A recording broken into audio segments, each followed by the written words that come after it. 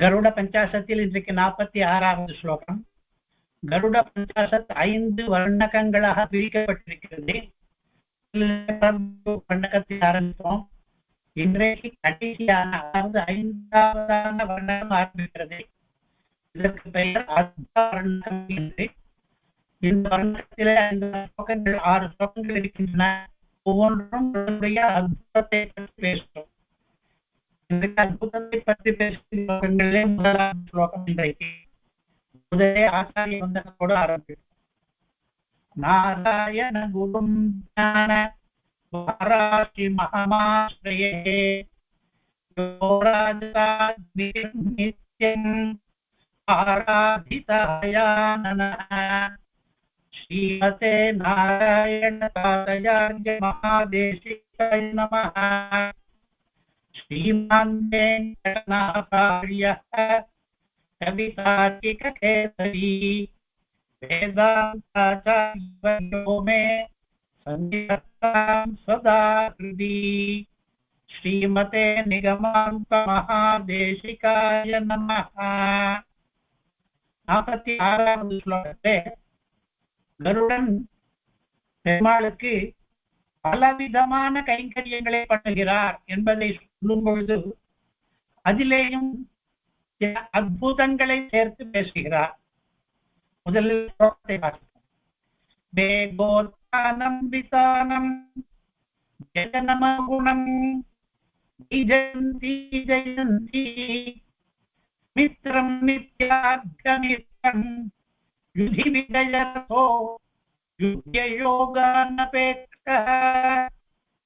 தாசோ நிஷ்பர்யுதாசோ தனுதனயபிதோ நிஸ்ஸஹாய சஹாயः தோதூயே தாஸ்மதீயம் துரிதமதரிதா ராகிபக்ஷஸ்வபக்ஷை. ஸ்லோகத்தினுடைய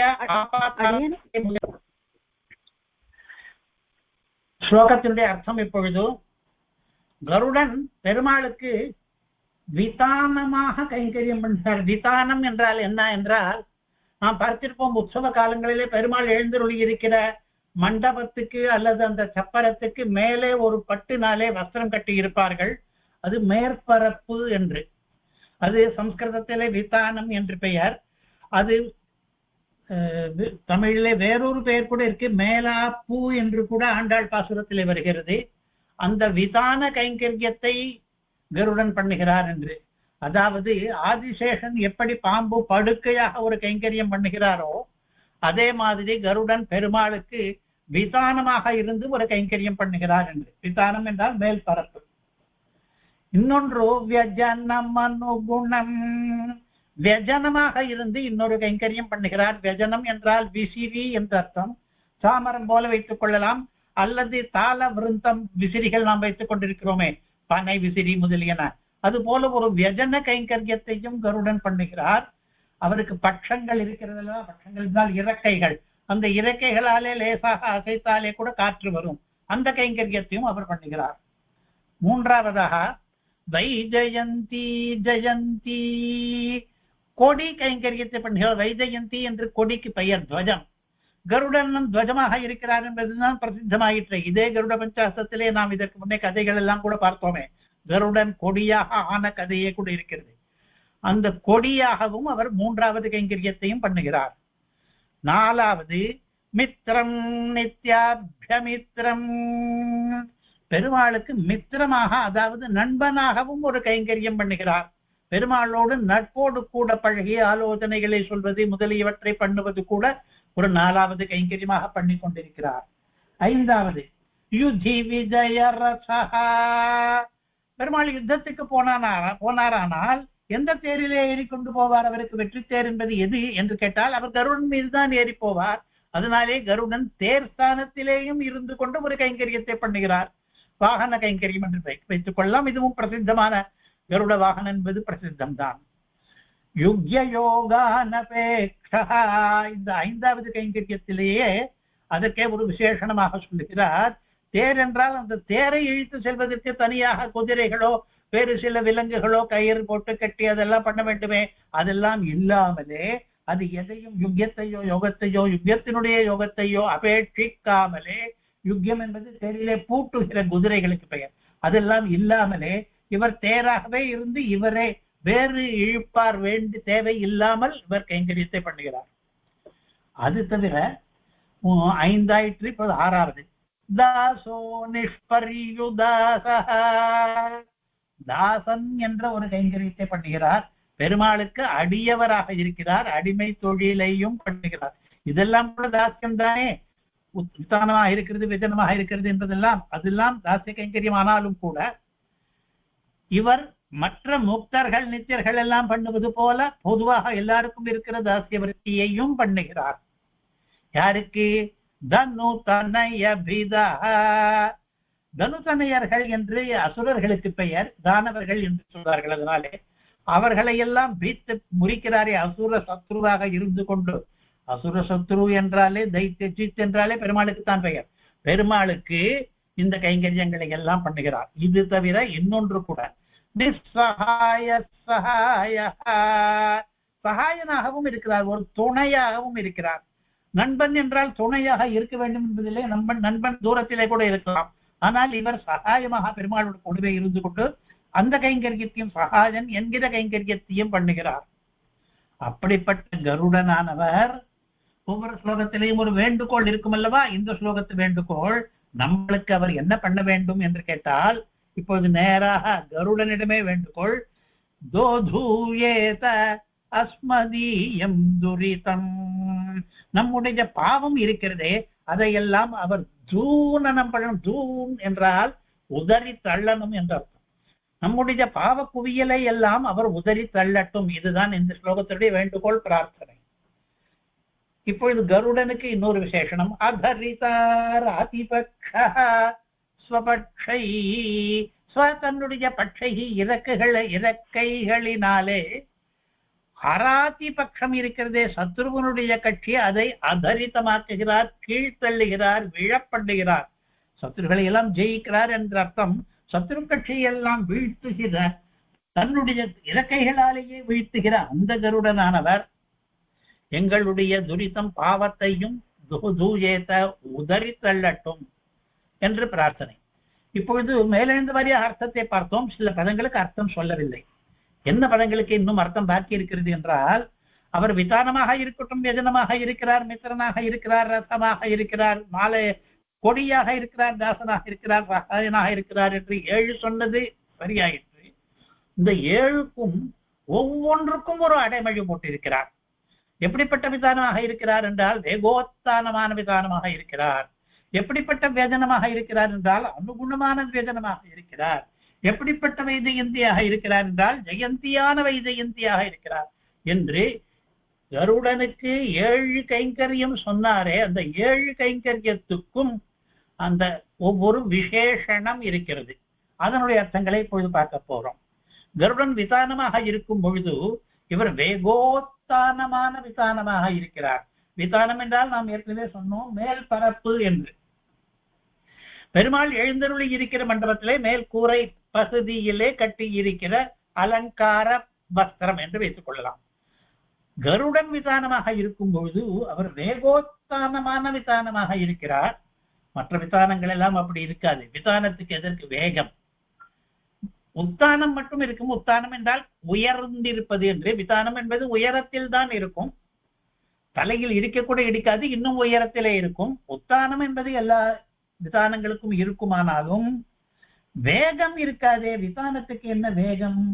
இது கருடன் என்கிற விதானத்துக்கு மட்டும் விதானமாக இருக்கிற சமயத்திலே கூட வேகத்தோடு தான் இருப்பார். அவராலே அந்த வேகத்தை விட முடியாது. வேகத்தினாலே உயர்வை பெற்ற விதானம். அப்படி விதானமாக உயர்வதற்கே வேகமாக போய் விதானமாக பார். வியஜனமாக இருக்கிறாரே, விசிறியாக இருக்கிறாரே, அப்பொழுது கூட அனுகுணம் வியஜனம், ரொம்பவும் பொருத்தமான விசிறியாக இருப்பார். எல்லா விசிறிகளிலிருந்து காற்று வர வேண்டும் என்றால் எப்படி காற்று வர வேண்டும், எந்த இடத்தில் காற்று வர வேண்டும் என்பதற்காக அந்த விசிறியை வைத்திருக்கிற இடம், அது விசிறியினுடைய வேகம், இதெல்லாம் நாம் சரி செய்ய வேண்டும். கருடன் விசிறியாக இருக்கும் பொழுது இவரே பார்த்துக் கொள்வார், அனுகுணமாக இருப்பார். மற்றவர்கள் வந்து இந்த விசிறியை சரி செய்ய வேண்டி இருக்காது. இவர் கொடியாக இருக்கிறாரே, வைஜெயந்தி என்றால் கொடி, துவஜம், துவஜமாக இருக்கிறாரே, அங்கே என்ன விசேஷம் என்றால் ஜெயந்தி. ஜெயந்தி என்றால் வெற்றி பெறுகிற என்ற அர்த்தம். வெற்றி பெறுகிற கொடி. பொதுவாக கொடி வெற்றி பெறாது. எது வெற்றி பெறும்? அந்த கொடி எந்த அரசனுக்கு இருக்கிறதோ அந்த அரசன் வெற்றி பெறுவான். அந்த வெற்றிக்கு சின்னமாக கொடி பறக்கும். ஆனால் இங்கே கருட துவஜம் என்கிற இந்த கொடி எப்படி தெரியுமா? இதற்கே வெற்றி உண்டாகும். இதுவே வெற்றியை பண்ணும், வெற்றியை அடையும் கூட.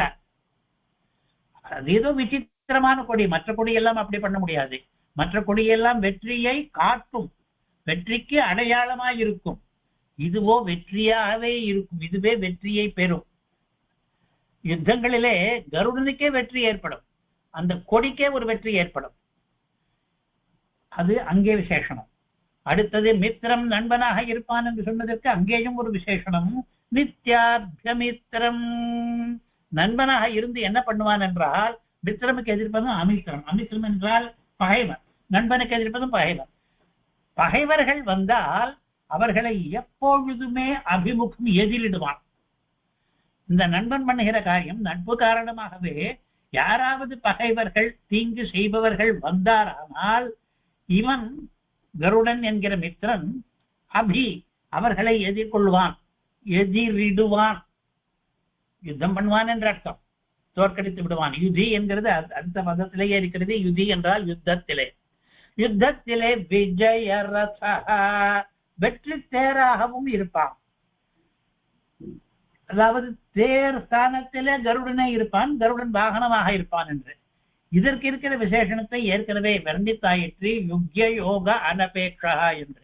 மற்ற ராஜாக்களுடைய மற்ற தேர்கள் எல்லாம் அது தனியாக கயிறு வேண்டும், குதிரை வேண்டும், அந்த தேரை ஓட்டுவதற்கு யுக்யமும் வேண்டும், யோகமும் வேண்டும். ஆனால் இந்த தேர் கருடனை தேராக வந்து நிற்கும் பொழுது யுக்யம் என்று தனியாக ஒன்று தேவையில்லை, இது தேரே நகர்ந்து போகும். அதே மாதிரி யோகம் என்ற தேரை பிடித்து கட்டுவது அதெல்லாமும் தேவையில்லை. அப்படிப்பட்ட விசேஷமான தேராக இருக்கும். இப்பொழுது கருடனுக்கு 7 வித கைங்கரியங்கள் சொன்னாரே, அந்த 7 வித கைங்கரியங்கள் ஒவ்வொன்றுக்கும் ஒவ்வொரு விசேஷனம் சொல்லுகிறாரே. விசேஷனம் சொல்லுகிறார் என்பதை இப்பொழுது பார்ப்போம். அந்த விசேஷணங்களுக்கு என்ன விசேஷம் என்பதையும் பார்க்க போகிறோம். தாசோ நிஷ்பரியுதாசோ, இவர் தாசனாக அடியவராக சேஷனாக இருக்கும் பொழுது அவருக்கு என்ன அடைமொழி கொடுத்திருக்கிறார்? நிஷ்பரியுதாசா என்று. உதாசர்கள் நமக்கு தெரியும். உதாசீனப்படுத்துவது என்றால் அலட்சியப்படுத்துவது, மட்டப்படுத்துவது, நிராகரிப்பது. இவர் நிஷ்பரியுதாசா தாசகா.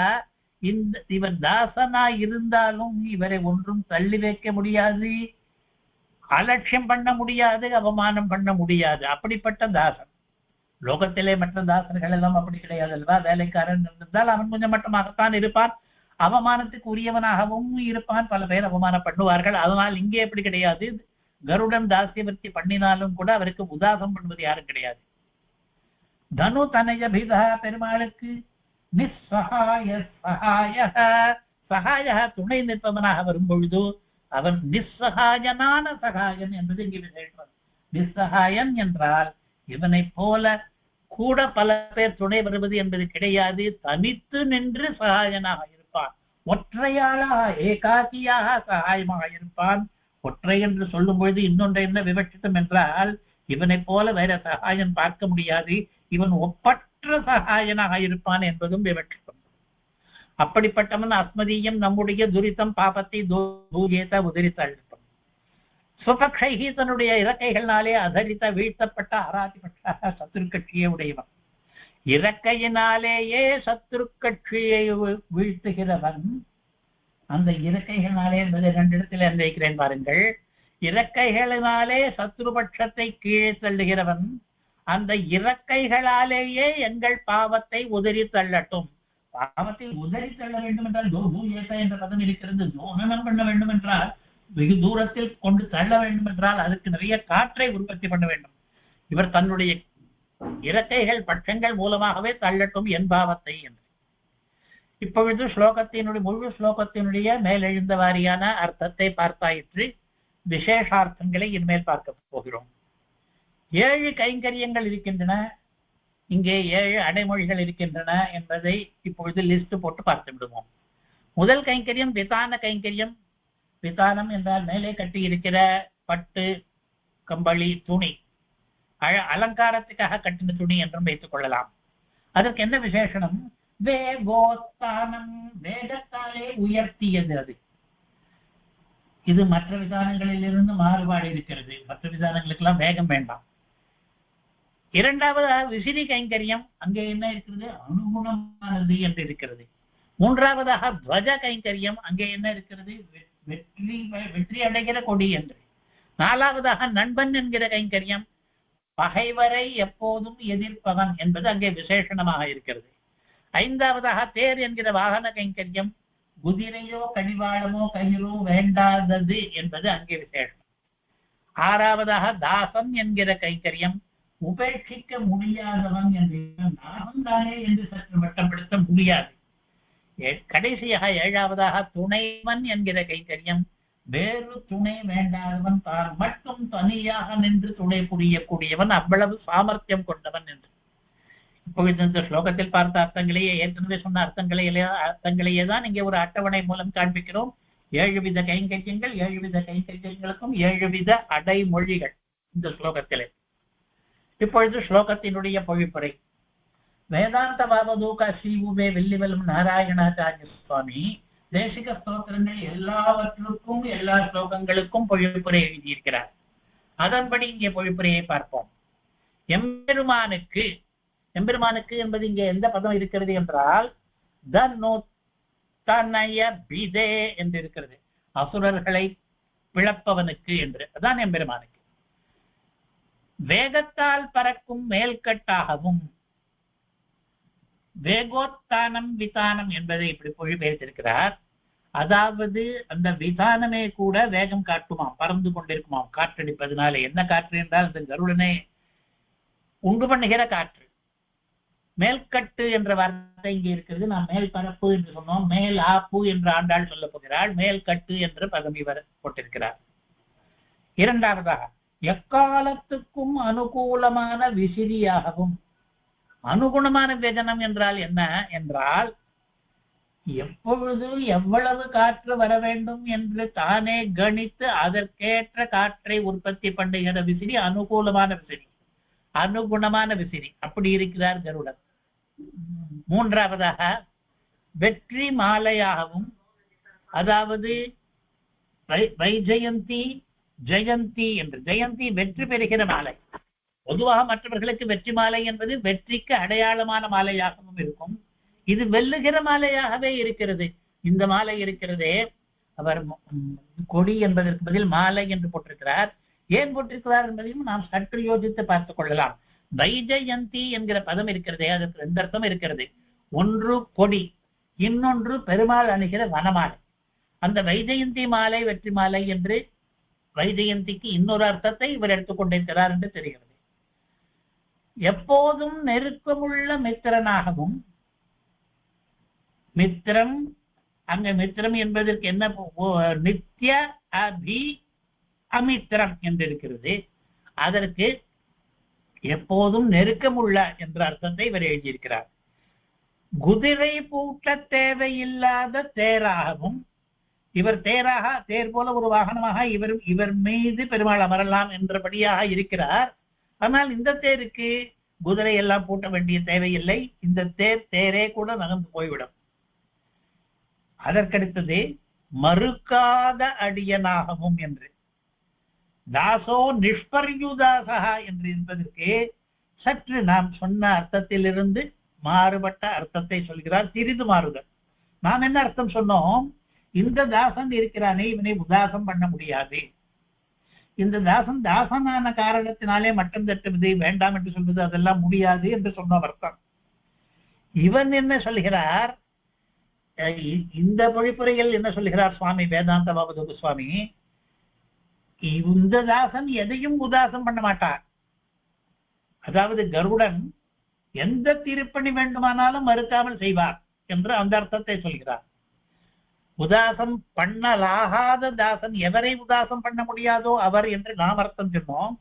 எவர் உதாசமே பண்ண மாட்டாரோ எந்த காரியமா இருந்தாலும் அது என்று இவர் அர்த்தம் சொல்லியிருக்கிறார். அடுத்ததாக நிஸ்ஸகாய சகாய, ஒப்பற்ற துணைவனாகவும். சகாயம் என்றால் துணைவன், நிஸ்ஸகாய என்பதற்கு துணை இல்லாத என்ற அர்த்தம் சொன்னோம். ஆனால் நாமும் கூட பலிதார்த்தம் என்ன சொன்னோம்? தாற்பயம் இவரை போல ஒரு துணைவன் கிடையாது என்று சொல்லும்படியான துணைவன். அதைத்தான் இவர் ஒப்பற்ற துணைவனாகவும் இருக்கிறார். இப்படியெல்லாம் கைங்கரியங்கள் பண்ணுகிற இந்த கருடனானவன் சகல சத்ரு சம்ஹாரம் செய்தவன். அராதி என்ற பதம் 4வது பாதத்தில் இருக்கிறது அல்லவா? அராதி என்றால் சத்ரு. அந்த அராதிகளை என்ன பண்ணார்? அதரிதாராதி பக்ஷா, அதரிதா அவர்களை கீழே தள்ளினார் என்ற அர்த்தம். இங்கே சம்ஹாரம் பண்ணினார் என்பது பலிதார்த்தம். சத்துருக்களை எல்லாம் ஒழித்து கட்டினார், அதனாலே அவர்கள் கீழே விழுந்தார்கள். இதுல சகலா என்று ஒன்று இங்கே போட்டிருக்கிறார். அது எதனாலே போட்டிருக்கிறார்? மூலத்திலே சகலா என்று காண்மை என்றால் அராத்தியை மற்றும் ஒழித்து கட்டவில்லை, அராத்தி பக்கத்தையே கீழே தள்ளிட்டார் என்றால் அதனுடைய கட்சி மொத்தத்தையும் அராத்தியோடு கூட வந்தவர்களையும் என்று சொன்னதுனாலே சகல சத்ரு சம்ஹாரம் செய்தவர் என்று அர்த்தம் எழுதியிருக்கிறார். அப்படி உள்ள கருடன் நம்முடைய பாவங்களை விலக்கட்டும் என்று இந்த ஸ்லோகத்தினுடைய பொழிப்புரையை பார்த்தோம். அடுத்ததாக இப்பொழுது இது அத்புத வர்ணகத்தில் முதல் ஸ்லோகமாக இருக்கிறது. அதனாலே இதிலே அத்புதங்கள் சொன்னார் என்று நாம் அப்படி புரிந்து கொள்ள வேண்டும். கருடனிடம் என்னென்ன அத்புதங்கள் இருக்கின்றன தெரியுமா? 7 அத்புதங்கள் இருக்கின்றன. முதல் அத்புதம், அவர் நிழலுக்கு கட்டின விதானம் என்கிற கைங்கரியத்தை பண்ணினால் கூட எங்கேயுமே விதானம் என்பது வேகமாய் பறக்காது, வேகமாக உயரப்போவதும் போகாது. விதானம் என்றால் ஒரு இடத்துல கட்டி வைத்திருப்பார்கள், ஒரே இடத்திலேதான் இருக்கும். ஆனால் கருடன் விஷயத்திலே இது அத்புதம். என்ன அத்புதம் என்றால், கருடன் விதானமான போது வேகத்தாலே வந்த உயரமும் இருக்கும் என்று. மற்ற விதானங்களுக்கு இல்லாத சிறப்பு விலட்சணமான விதானம் என்று சொல்வதனாலே அத்புத வர்ணகம் ஆரம்பித்து விட்டது என்று புரிந்து கொள்ள வேண்டும். இரண்டாவதாக விசிறி என்று சொல்லும்போது அங்கே என்ன அத்புதம் இருக்கிறது என்றால், எந்த விசிறியும் தானே அனுகுணமாகாது. விசிறியை விசுறுபவர் என்று ஒருவர் வந்து அவர் எந்த இடத்தில் நின்று கொண்டோ, எந்த கோணத்திலே விசிறியை வைத்துக் கொண்டோ, எந்த வேகத்திலே அந்த விசிறியை ஆட்டி எவ்வளவு காற்று வேண்டுமோ அந்த மாதிரி பண்ணி அனுகுணம் ஆக்க வேண்டும் விசிறியை. நாம் தான் விசிறியை அவ்வப்போது சரி பண்ணி கொள்ள வேண்டும். இதுதான் மற்ற இடங்களில் நிலை. ஆனால் கருடன் தான் அற்புதமாயிற்று. அவர் என்ன பண்ணுவார்? கருடன் என்ற விசிறி தானே அனுகுணம், வெஜனம் அனுகுணம், அதையெல்லாம் பார்த்துக் கொள்வார். அந்த விசிறியே கூட எவ்வளவு காற்று வேண்டும் என்று தீர்மானித்து விசிறும். ஏனென்றால் இங்கு விசிறி சேதனனாக இருப்பதனாலே. மூன்றாவதாக கருடன் கொடியாக இருக்கும் பொழுது அந்த கொடி வெற்றிக்கு அடையாளமாக மட்டும் இல்லாமல் அந்த கொடியே வெற்றியை ஏற்படுத்தும். கொடியே கூட வெற்றியை ஏற்படுத்துமா? லோகத்தில் அப்படி கிடையாது என்றால் சில இடங்களிலே உண்டு. பெருமாளுக்கு கருடன் கொடியாக இருக்கும் பொழுது அந்த கொடியே கூட பெருமாளுக்கு யுத்தத்தில் வெற்றியை ஏற்படுத்தும். அர்ஜுனனுக்கு ஹனுமான் கொடியா இருக்கும் பொழுது கூட அப்படி சொல்வார்கள். என்ன என்றால், அந்த கொடியை பார்த்து, கொடியில் இருக்கிற உருவத்தை பார்த்து சத்துருக்கள் எல்லாம் கதி கலங்கி போய் விடுவார்கள். இது ஒரு விதம் கொடியே வெற்றியை ஏற்படுத்துவது என்பதற்கு. இவர் கொடியாக இருந்து கொண்டே இவரே யுத்தம் பண்ணுபவராகவும் இருப்பதனாலே கஜத்திலே இருக்கிற கருடனை பார்த்தவுடனே சத்துருக்கள் எல்லாம் பயந்து ஓடி விடுவார்கள் என்ற விதத்திலே அது வெற்றி பெறுகிற கொடியாக இருக்கிறது. இது கூட அற்புதமாகத்தான் இருக்கிறது. மற்ற கொடிகள் எல்லாம் ஏதோ ஒரு மரத்தை சின்னமாக ஒருத்தர் வைத்துக் கொண்டிருப்பார், மீனை சின்னமாக ஒருவர் வைத்துக் கொண்டிருப்பார் என்றெல்லாம் நான் பார்க்கிறோம் ராஜாக்கள். ஆனால் அந்த கொடி வெற்றியை பெற்று தராது. வெற்றி பெற்ற பிறகு கொடி ஏற்றப்படும், அவ்வளவுதான். ஆனால் இங்கே அப்படி இல்லை. இந்த கருட துவஜம் இருக்கிறதே, கருடன் என்ற கொடி, இதுவே ஜெயந்தி, வெற்றி பெறும். வை ஜெயந்தி ஜெயந்தி என்று இது ஒரு அற்புதம். நாம் 7 அற்புதங்களை பார்க்கிறோம் இப்பொழுது. அடுத்த 4வது அற்புதம், இவர் நண்பனாக இருக்கும் போது. நண்பனாக இருந்தால் சில சமயங்களில் மட்டுமே பகைவரை எதிர்க்க வேண்டி நேரும். பல நண்பர்கள் பகைவரை எதிர்ப்பது நண்பனுடைய காரியம் இல்லை. ஏனென்றால் எல்லா நண்பர்களும் சூரர்களா வீரர்களாக இருக்க வேண்டும் என்பதில்லை. கருடன் என்கிற நண்பர் என்ன அற்புதமாக காரியம் பண்ணுவார் என்றால் எப்போதும் பகைவரை எதிர்ப்பார். அவருக்கு அது நித்தியம், நித்தியம் என்ற பதம் இருக்கிறது. நித்தியம் அபியமித்திரம் என்று, நித்யாபியமித்திரம் என்று எப்போதும் பகைவரை எதிர்க்கிறார் என்பது இது ஒரு அற்புதமாக இருக்கிறது. மற்ற ராஜாக்களிடமிருந்தெல்லாம் இருக்கிற நண்பர்கள் எல்லாம் எப்போதும் பகைவரை எதிர்ப்பதாக தெரியவில்லை. எப்போதாவது பகைவர்கள் வருவார்கள், எதிர்ப்பார்கள், அப்படித்தான். அதே மாதிரி இவன் தேராக இருக்கிறார் என்றால் நாம் ஏற்கனவே பார்த்ததுதான். குதிரை கயிறு எல்லாம் எல்லாருக்கும் தேவைப்படும். ஆனால் கருடன் தேராகும் போது குதிரையும் வேண்டாம், கயிறும் வேண்டாம், இந்த தேரே தானே போய்விடும்.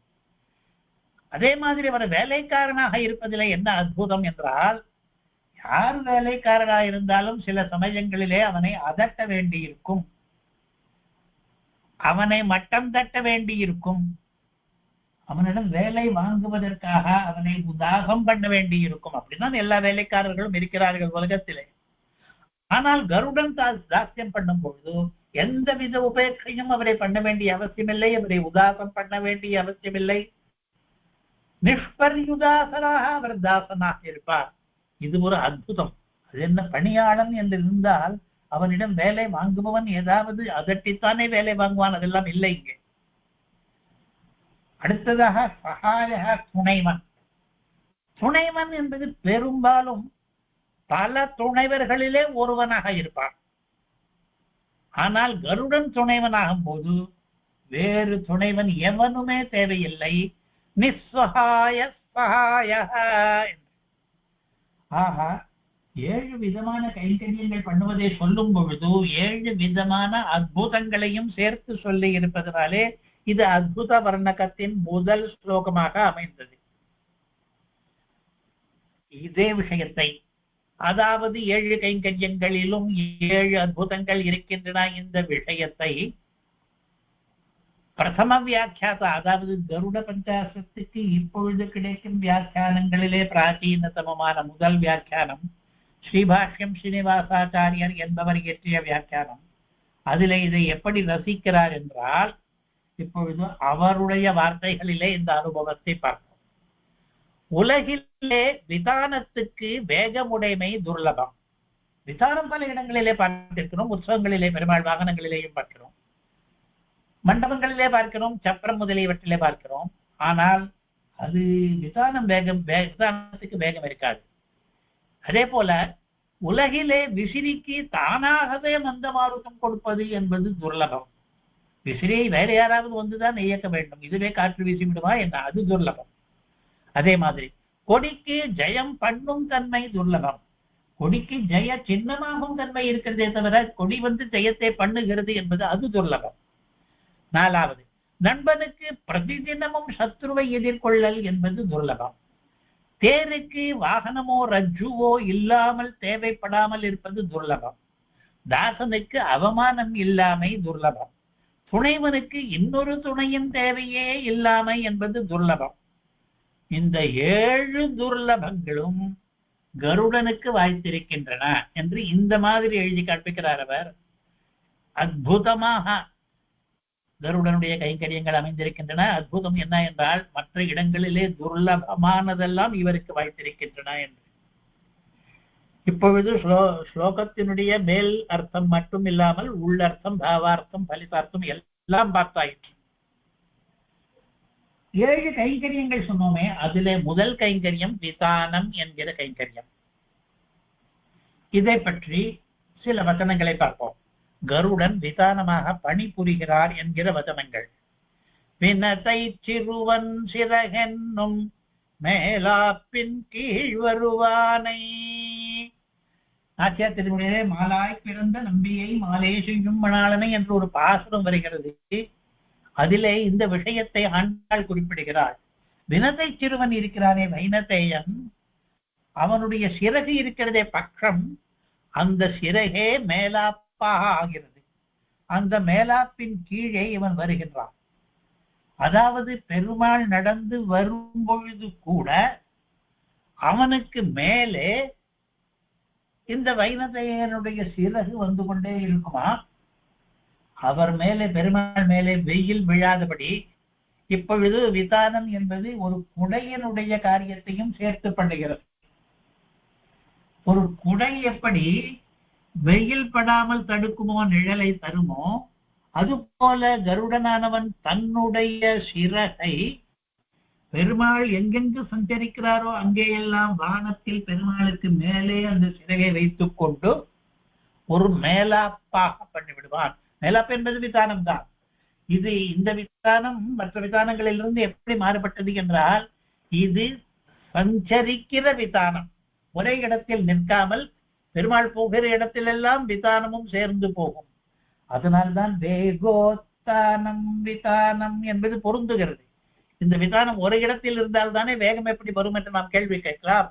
இந்த விதானம் வேகம் கொண்டிருக்கிறது. பெருமாள் எவ்வளவு வேகம் போகிறாரோ அவ்வளவு வேகத்தில் விதானமும் போகிறது என்று ஆசியார் திருமொழியிலே கிருஷ்ணனை வர்ணிக்கும் பொழுது இதை ஒரு பெரிய பெருமையாக சொல்கிறார். கிருஷ்ணனுக்கு என்ன, கருடனுடைய பட்சம் என்றால் இறக்கை, அது ஒரு மேலாப்பு போல வந்து கொண்டிருக்கிறது. அந்த மேலாப்புக்கு கீழே இவன் வந்து கொண்டிருக்கிறான் என்று அவனுக்கு கருடனாலே ஒரு உயர்வு, கருடன் பண்ணுகிற கைங்கரியத்தினாலே பெருமாளுக்கு ஒரு பெருமை சேர்கிறது என்று. இதற்கெல்லாம் மூலமாக என்ன இருக்கிறது என்றால், ஸ்ரீ விஷ்ணு புராணத்திலே ஒரு ஸ்லோகம் இருக்கிறது. கருடஞ்சதர்ஷோச்சைஹி அந்தர்தானகதம் த்விஜ கிருதச்சாயம் ஹரேர் மூர்த்னி பக்ஷாப்யாம் பக்ஷி புங்கவம்.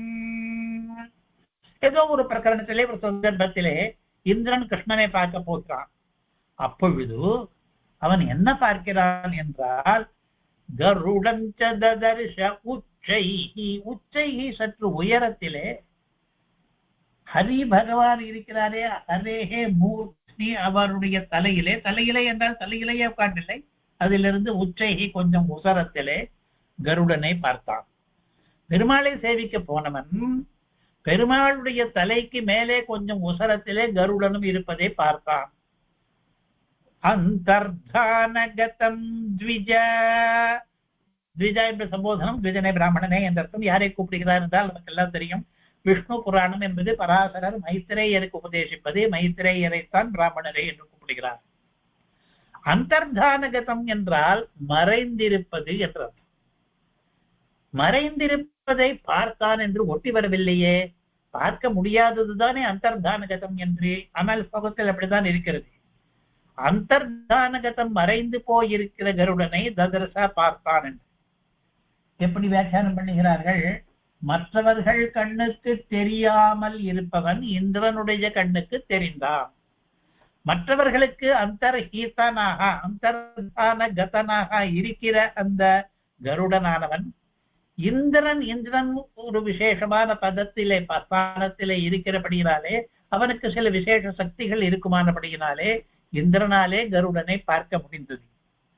கருடன் என்ன பண்ணி கொண்டிருந்தார் பெருமாளுடைய தலைக்கு மேலே இருந்து என்று கேட்டால் இந்த விஷ்ணு புராணம் வர்ணிக்கிறது. கிருதச்சாயம் ஹரே மூர்த்தினி, பெருமாளுடைய தலைக்கு சாயா, சாயா என்றால் நிழல், நிழல் பண்ணி கொண்டிருந்தது, ஒரு குடை போல இருந்தது என்ற நிழலை எப்படி பண்ணிற்று என்றால், பக்ஷாப்யாம், தன்னுடைய இரண்டு பட்சங்களையும் வைத்துக் கொண்டு அவற்றின் மூலமாக பெருமாளுக்கு நிழல் பண்ணி கொண்டிருந்தது கருடன். கருடன் என்பதற்கு பதில் என்ன பதம்? கருடன் என்கிற பதமும் இருக்கிறது. அதற்கு ஒரு விசேஷணமாக பக்ஷி புங்கவம். பட்சி புங்கவன் என்றால் பட்சீந்திரன், பட்சிகளுக்கெல்லாம் சிரேஷ்டனாக இருப்பவன் கருடன். இப்படி இந்திரனுக்கு சேவை சாதித்தான் என்றிருக்கிறது. இதிலேயே தெரிகிறது கருடன் விதான கைங்கரியம் பண்ணுகிறான். விதான கைங்கரியம் கிட்டத்தட்ட ஒரு சாத்திர கைங்கரியம் மாதிரி இருக்கிறது. இந்த ஸ்ரீ விஷ்ணு புராண ஸ்லோகத்திலே கருடனுக்கு 4 பெருமைகள் சொல்லப்பட்டிருக்கின்றன. முதல் பெருமை, இந்திரனாலே பார்க்கக்கூடியவனாக இருந்தாலும் மற்றவர்களுக்கெல்லாம் அவன் மறைந்திருப்பவன் என்பதே ஒரு பெருமை. இரண்டாவது, உச்சைஹி, உயரத்தில் நிற்பவன் என்று. நமக்கு ஒரு பழைய கதை கூட ஞாபகம் வரலாம். பெருமாளிடம் கருடன் வரம் கேட்கும் பொழுது உன்னை விட உயரமாக நான் இருக்க வேண்டும் என்று கேட்டான். அதனால்தான் கொடியானான் என்று. மூன்றாவது, ஹரேஹே மூர்த்னி கிருத சாயம், ஹரியனுடைய தலையிலே தன்னுடைய இடக்கைகளாலே நிழலை பண்ணுகிறவன் என்று. நாலாவது, பக்ஷி புங்கவம் என்று, பட்சிகளுக்குள்ளே சேஷ்டனாக இருக்கிறான் என்று. இப்படி கருடனை உயர்த்தி பேசுகிற இந்த ஸ்லோகம் அவன் விதானமாக வந்து நிழல் பண்ணுகிறான் என்பதை சொல்கிறது. அது நமக்கு வேண்டிய பிரமாண வச்சனம். இங்கே கருடன் விதான கைங்கரியம் பண்ணுகிறான் என்று. இந்த மாதிரி 7 கைங்கரியங்கள், 7க்கும் பிரமாண வச்சனங்கள் உண்டு. அடுத்ததாக இதே கருட பஞ்சாசத்துக்கு இன்னொரு வியாக்கியானம் இருக்குது. இதற்கு முன் பார்த்த வியாக்கியானம் சம்ஸ்கிருத வியாக்கியானம், ஸ்ரீபாஷ்யம் ஸ்ரீனிவாசாச்சாரியருடையது. இன்னொரு வியாக்கியானம் மணிப்பிரவாள வியாக்கியானம், தமிழ் வியாக்கியானம் என்று கூட சொல்லலாம். அவர் எப்படி சொல்கிறார்? இவர் 7 கைங்கரியங்கள் பண்ணுகிறாரே, அதிலே முதல் கைங்கரியம் ஆதப நிவாரகர் என்று, இரண்டாவது கைங்கரியம் ஆஸ்வாசகர் என்று, மூன்றாவது கைங்கரியம் சத்துருக்களை துரத்துபவர் என்று. அந்த ரீதியில இவருடைய அனுபவம் இதே இவர் சொல்லுகிற வார்த்தை தான் வேறாக இருக்கிறது. ஆத்தப நிவாரகர் என்றால் என்ன என்றால், ஆத்தபம் என்று வெயிலுக்கு பெயர், நிவாரகம் என்றால் அதை தடுப்பவர், வெயில் விழாமல் தடுப்பவர் என்று. குடை, குடை என்று ஒன்று சொல்கிறோம் தமிழிலே, அதற்கே சம்ஸ்கிருதத்திலே ஆத்த பத்திரம் என்று ஒரு பெயர் இருக்கிறது. குடைக்கே ஆத்த பத்திரம் என்று பெயர். என்ன என்றால் வெயில் விழாதபடி தடுப்பது என்று. அந்த ஆத்தப நிவாரணத்தை முதல் கைங்கரியமாக சொல்லி இருக்கிறார். இரண்டாவது ஆஸ்வாசகர் என்றால், அது எப்படி என்றால் தன்னை மேற்கொண்டு எழுந்தருளும் போது, இந்த வார்த்தைகள் அவருடைய சின்னாம சுவாமிகளுடைய வார்த்தை, சாமரங்கள் போலே திருச்சிறகாலே ஆஸ்வாசனம் பண்ணுகிறார்.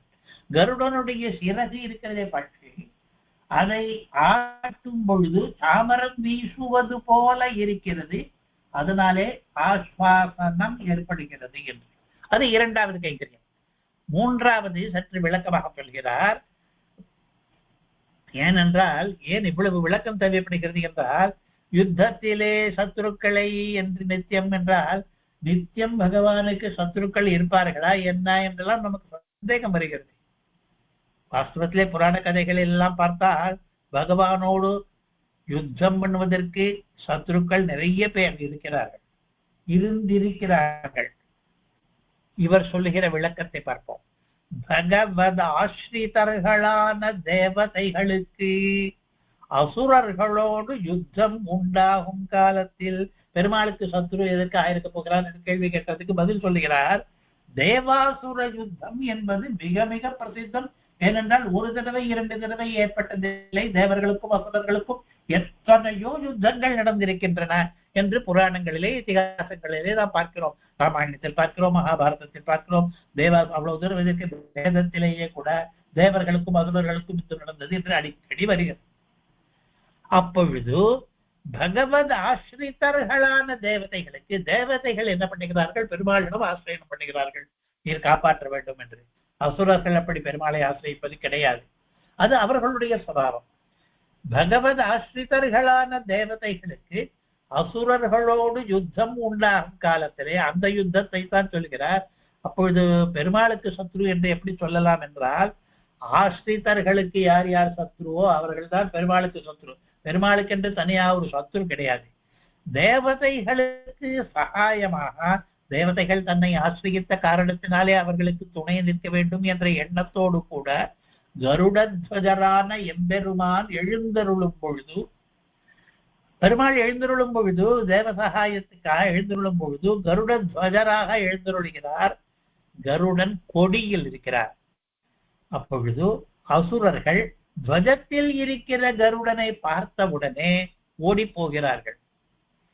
பெருமாளை பார்க்கும் பொழுது வருகிற பீதியை விட அவர்களுக்கு அதிக பீதி அந்த துவஜத்தில் இருக்கிற கருடனை பார்த்தால் வருகிறது. அந்த கருடனுடைய சாகசங்கள், அந்த மூக்கு, அந்த கண், அதையெல்லாம் பார்த்தால் பயம் பீத்து தின்றுகிறது. அசுரர்களை ஓடி ஓடி போகிறார்கள் கருடனை பார்த்தவுடனே. வாஸ்தவமாக கருடனே அந்த துவஜத்தில் இருக்கிறார், கருடனுடைய படம் மட்டுமில்லை. அதனாலே அவர்கள் ஓடி போவதாலே கருடன் பெருமாளுடைய சத்துருக்களை எதிர்க்கிறார் என்பது சரியாயிற்று. இது மூன்றாவது திருப்பணி. நாலாவது, ஜெகத் வியாபாரங்களிலே ஈஸ்வரன் தன்னோடு உலாவ வேண்டும்படியான பெருமை உடையவர். பெருமாள் நித்திய விபூதியில் இருக்கிற பெருமாள் இருக்கட்டும், லீலா விபூதிக்காக சில காரியங்களை செய்கிறாரே, ஜெகத் வியாபாரங்கள், உலகத்துக்காக பண்ணுகிற செயல்கள், அதிலே பெருமாள் தன்னோடு உலாவ வேண்டும்படியான, தன்னோடு என்பது இங்கே கருடனோடு, கருடனோடு உலாவ தகும்படியான பெருமை. அதாவது இந்த ஜெகத் வியாபாரம் பண்ணும் பொழுது பெருமாள் கருடனோடு கூட உலா வருவார், கருட வாகனம் ஏறி வருவார், அந்த பெருமை உடையவார். வாஸ்தவத்திலே இங்கே நண்பன் என்று சொல்ல வேண்டும். கருடனோடு உலாவவும் உலாவுவார், குலாவவும் குலாவுவார், நண்பன் அப்படினாலே. எம்பெருமானோடே யுத்தம் செய்ய வருகிறவர்களுக்கு அவர் சத்ருவாக இருக்கிறார்.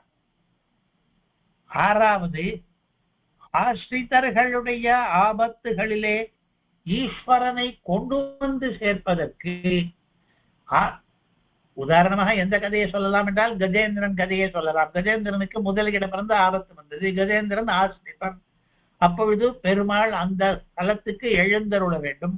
அதற்கு குதிரைகள் முதலிய வேண்டாமையாயிருக்கிற தேர், இந்த இதே கருட பஞ்சாசத்திலே பின்னாலே வரப்போகிறது. இந்த கஜேந்திர மோட்ச கதையிலே கருடனுடைய பங்கு என்பது.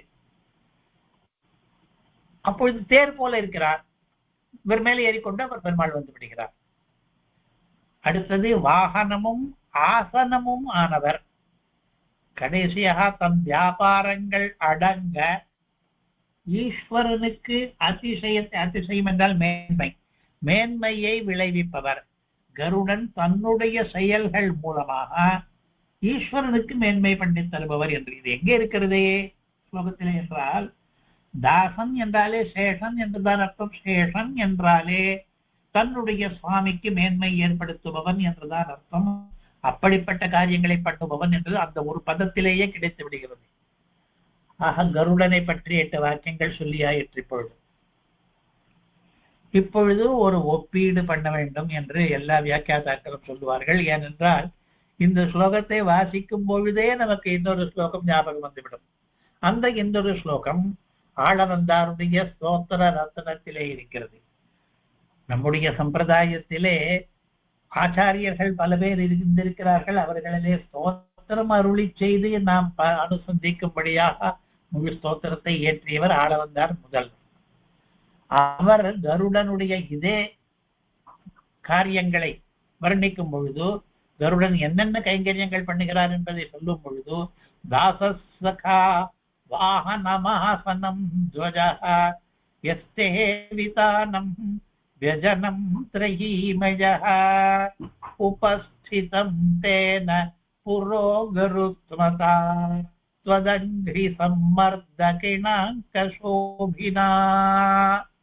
கிட்டத்தட்ட இதே கருத்துக்களைத்தான் அவர் சொல்லுகிறார். அதனாலே நான் என்ன சொல்ல வேண்டும், ஆளவந்தாரிடமிருந்து கடன் வாங்கி தேசிகன் என்ற ஸ்லோகத்தை எழுதியிருக்கிறார் என்று சொல்ல வேண்டும். அங்கே கருடனுக்கு என்னென்ன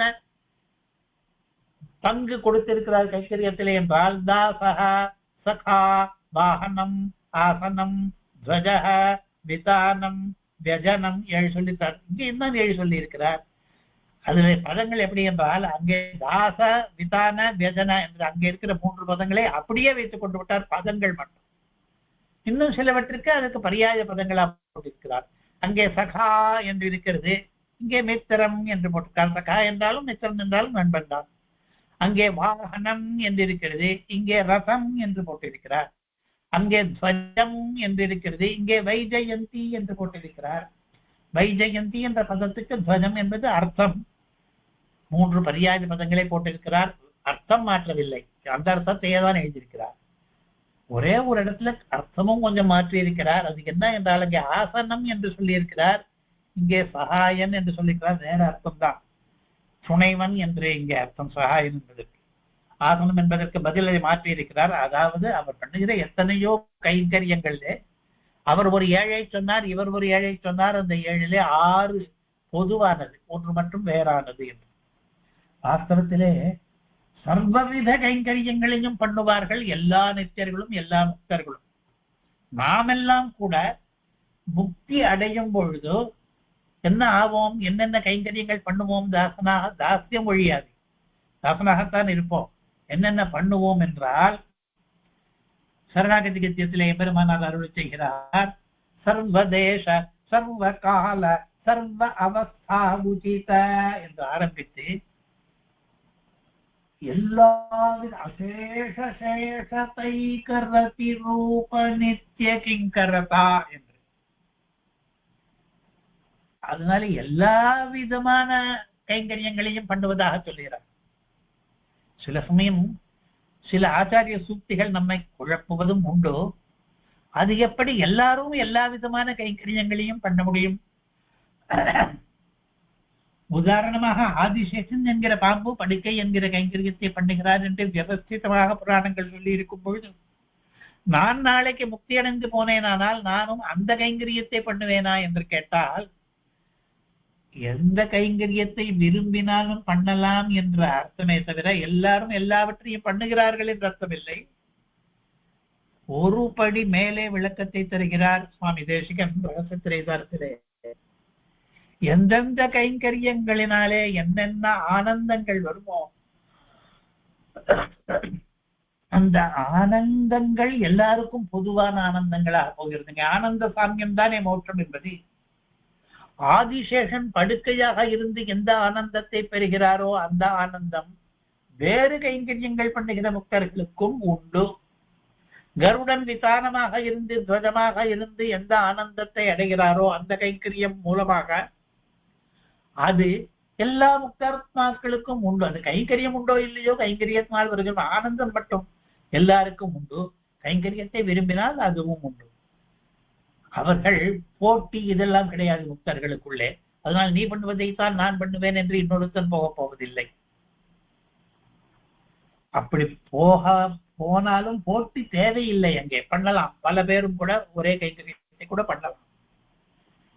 என்னென்ன விதானம் வியஜனம் என்று. திரையீமயக என்பது கைங்கரியத்தை சேர்த்தில்லை. திரையீமயக என்றால் வேதமயனான கருடன். கருடன் வேதாத்மா என்று சொல்லப்பட்டவன். அவன் இந்த ஏழையும் பண்ணுகிறான் என்று ஆளவந்தார் ஸ்தோத்திரத்தில் இருக்கிற இந்த ஸ்லோகத்தோடு கூட இன்றைய கருட பஞ்சாச ஸ்லோகத்தை ஒப்பிட்டு பார்த்தோமானால் இவரும் 7 கைங்கரியங்களை சொல்லி இருக்கிறார். பெரும்பாலும் ஆளவந்தார் சொன்ன அதே கைங்கரியங்களைத்தான் சொல்லி இருக்கிறார் என்று புரிகிறது. அடுத்ததாக வேண்டுகோள் பொருத்தம் என்று நாம் கவனித்து வருகிறோம். ஒவ்வொரு ஸ்லோகத்திலேயும் ஒரு வேண்டுகோள் விடுக்கிறார். சுதர்சன சதகத்திலே குபுரநாராயணஜிகர் அருளி செய்ததிலே தேசிகனுக்கு முற்பட்டவர் அவர் என்று சொல்கிறார்கள். இப்படித்தான் இருக்கும், இதே விருத்தத்தில் தான் இருக்கும். அது சக்கரத்தாழ்வானுக்கு. அதிலே ஒவ்வொரு ஸ்லோகத்திலேயும் ஒரு வேண்டுகோளும் இருக்கும். அதே போல இங்கே அமைத்திருக்கிறார். ஒவ்வொரு ஸ்லோகத்திலையும் ஒரு வேண்டுகோளை போட்டு அந்த வேண்டுகோள் அந்த ஸ்லோகத்திலே சொன்ன விஷயத்தோடு பொருந்தி இருக்கும் என்பதையும் நாம் சேர்த்து சேர்த்து ரசித்து வருகிறோம். இங்கே 4ஆம் பாதத்திலே ஒரு வேண்டுகோள் இருக்கு. ஜோதூயேதாஸ்மதீயம் துரிதமதரிதா பராதிபக்ஷை ஸ்வபக்ஷை என்றும் ஒரு வேண்டுகோள் இருக்கு. அஸ்மதீயம் எங்களுடையதான துரிதம் பாவத்தை தோதூயேத உதறி தள்ளட்டும். இதுதான் வேண்டுகோள். எப்படி உதறி தள்ளட்டும் என்பதை ஸ்வபக்ஷை தன்னுடைய இறக்கைகளாலே உதறி தள்ளட்டும் என்று. அந்த இறக்கைகளுக்கு என்ன விசேஷனம் என்றால் அவை அதரிதாராதிபக்ஷை. எந்த இறக்கைகள்னாலே எதிரி கட்சிகள் எல்லாம் அதரிதம், அதரன கீழ்ப்பகுதி, அதரிதம் என்றால் விழுந்து விட்டனவோ அந்த இறக்கைகளாலே பண்ணட்டும். வேண்டுகோள் என்ன என்று புரிந்தது. பாவத்தை தொலைப்பதுதான் வேண்டுகோள். அவர் தன்னுடைய இறக்கைகளாலே என்னுடைய பாவத்தை எல்லாம் தள்ளிவிடட்டும் என்று. அது என்ன பொருத்தம்? இந்த ஸ்லோகத்தில் சொன்ன விஷயங்களுக்கும் இந்த ஸ்லோகத்திலே ஆரம்பத்திலே வேகம் என்று இருந்தது.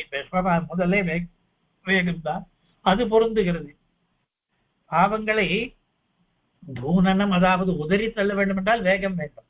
இந்த ஸ்லோகத்தில் சொன்ன கருத்துகள் இந்த வேண்டுகோளுக்கு பொருந்துகின்றன என்பதற்கு 2 பொருத்தங்களை முக்கியமாக இப்பொழுது காண்பிக்கப் போகிறோம், வேகம் தவிர. என்ன என்றால், அதரித அராதி என்று இருக்கிறது, சத்துருக்களை எல்லாம் வீழ்த்துபவர் என்று. எங்கள் துரிதமும் அராதி தானே. எங்களுக்கு இருக்கிற பாவம் எல்லாம் எங்களுக்கு சத்துரு தானே. வேதத்திலே ஒரு வாக்கியம் வரும், பகைவன் என்றது யார் என்றால் பாவம் தான் பகைவன் என்று. சில சந்தர்ப்பங்களிலே வேதம் பாவத்தை தான் பகைவன் என்று சொல்கிறது என்று. அதனாலே எங்கள் துரிதம் என்கிற அராதி இருக்கே, கருடன் அராதிகளை பட்சங்களாலே அதரணம் பண்ணுவான், கீழே தள்ளுவான் என்று இருக்கிறது. அதோடு பொருந்துகிறது எங்கள் பாவத்தை அவன் போக்கடிக்கட்டும் என்று. ஏனென்றால் எங்கள் பாவமும் அராதி தான் என்று. அது ஒரு பொருத்தம். இன்னொரு பொருத்தம், என்றால் ஏதோ ஒரு புயல் காற்றிலே தூர தள்ளி போவது போலே தள்ள வேண்டும் என்ற அர்த்தமாயிருக்கிறது. அதற்கு வேகமான காற்று தேவைப்படும். இந்த வேண்டுகோள் நிறைவேறுமானால் பெரிய புயல் காற்று அடிக்க வேண்டும்.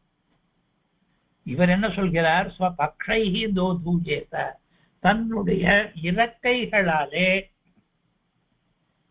அப்படி ஒரு பெரிய காற்றை உண்டாக்கி தள்ளட்டும் என்று. இங்கே சொல்லியிருக்கிற விஷயங்களுக்கு அது பொருந்துகிறது. ஏனென்றால் அதரிதாராதி பட்சைகி ஸ்வபட்சைகி என்று குதிரை தன்னுடைய இறக்கைகளாலே தான் சத்துருக்களை எல்லாம் கீழே தள்ளுகிறார் என்று சொன்னார். அப்படி இறக்கைகளாலே சத்துருக்களை தள்ளுபவர் இறக்கைகளாலே என் துரிதத்தை தள்ளட்டும் என்ற அந்த வேண்டுகோள் பொருந்துகிறது. ஆகையாலே இந்த ஸ்லோகத்திலே கருடனுக்கு சொன்ன சில விஷயங்கள் இந்த ஸ்லோகத்திலே கருடனிடம் நாம் பண்ணுகிற வேண்டுகோளுக்கு பொருத்தமாக அமைந்திருக்கின்றன என்பதை ரசித்தோம். இப்பொழுது சில இலக்கிய நயங்களை பார்ப்போம். எல்லாவற்றையும் பார்க்க முடியாமல் போகலாம். அனுப்பிராசம் என்றால் வர்ணாவிருத்தி. வர்ணாவிருத்தி என்றால் எழுத்து திரும்பி வரும் பொழுது அதிலே ஒரு சுவைப்படும்படியான இடத்திலே வருதல். வேகோத்தானம் வித்தானம், தானம் என்பது திரும்பி வந்திருக்கிறது. வேகோத்தானம், உத்தானம் என்றால் உயரம், வித்தானம் என்றால் மேல்பரப்பு. அதிலே பத முடிவிலே, தானம் என்பது பக்கத்து பதங்களினுடைய முடிவிலே கடைசி 2 எழுத்து ஒரே மாதிரியா இருக்கிறது. இது பத அந்த அனுப்பிராசத்துக்கு உதாரணம். வைஜயந்தி ஜெயந்தி, ஜெயந்தி என்கிற 3 எழுத்து பதமானது பக்கத்திலேயே வேறொரு அர்த்தத்திலே திரும்பி வந்திருக்கிறது. இதுவும் ஒருவித சப்தாலங்காரம் தான். இது யமகம் என்று பெயர். இன்னொரு இடத்திலே தாசோ நிஷ்பரியுதாசோ, இந்த தாசோ என்பது மறுபடியும் ஒரு திரவியம் வந்திருக்கிறது அடுத்த பதத்திலேயே முடிவிலே. இதுவும் பத முடிவான பிராசம் தான்.